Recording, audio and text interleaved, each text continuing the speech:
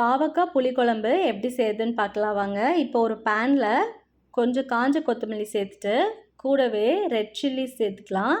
இப்போ கருவேப்பிலை சேர்த்து நல்லா அதை வதக்கி எடுத்துக்கோங்க. இப்போ இதை ஒரு மிக்சி ஜாரில் மாற்றி நல்லா பவுட்ரு பண்ணி எடுத்து வச்சுக்கலாம்.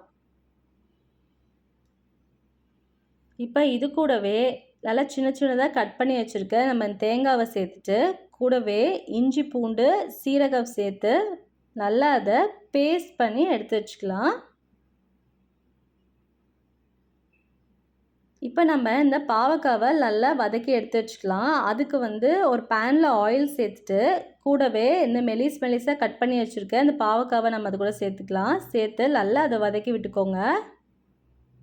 இந்த மெலிசாக கட் பண்ணி சேர்க்குறனால நல்லா அதில் உப்பு புளி காரம்லாம் கரெக்டாக அதில் பிடிக்கும். இந்த கலர் நல்லா ஒரு ப்ரௌன் கலராக மாறுது பாருங்கள், அது வரைக்கும் நல்லா வதக்கி விட்டுக்கோங்க.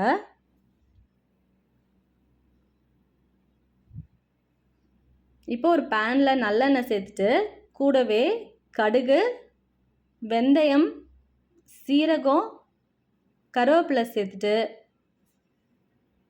கூடவே காரத்துக்கு ஏற்ற மாதிரி காஞ்ச மிளகா, சின்ன வெங்காயம் நான் சேர்த்துருக்கேன். உங்களுக்கு வேணுன்னா நீங்கள் சேர்த்துக்கோங்க. இந்த புளிக்குழம்பு காரக்குழம்புக்கெலாம் சின்ன வெங்காயம் சேர்த்திங்கன்னா ரொம்பவே டேஸ்ட்டாக இருக்கும். பெரிய வெங்காயம் 2 நல்லா சின்ன சின்னதாக கட் பண்ணி நம்ம இதில் சேர்த்துட்டு நல்லா அதை வதக்கி விட்டுக்கலாம். கூடவே கொஞ்சம் மஞ்சத்தூள், மிளகாத்தூள் சேர்த்து நல்லா அதை வதக்கிக்கோங்க. இப்போது 2 பெரிய தக்காளியை நல்லா சின்ன சின்னதாக கட் பண்ணி நம்ம அதில் சேர்த்துட்டு கூடவே கொஞ்சம் தேவையான அளவு உப்பு சேர்த்து நல்லா வதக்கி எடுத்துக்கலாம். இப்போ அரைச்சி வச்சுருக்க நம்ம இந்த பேஸ்ட் அது கூட சேர்த்து நல்லா அது எண்ணெய் பிரிஞ்சு வர வரைக்கும் நம்ம நல்லா வதக்கிட்டு நம்ம வதக்கி வச்சுருக்க இந்த பாவக்காவை நம்ம கூட சேர்த்து நல்லா வதக்கி எடுத்துக்கோங்க.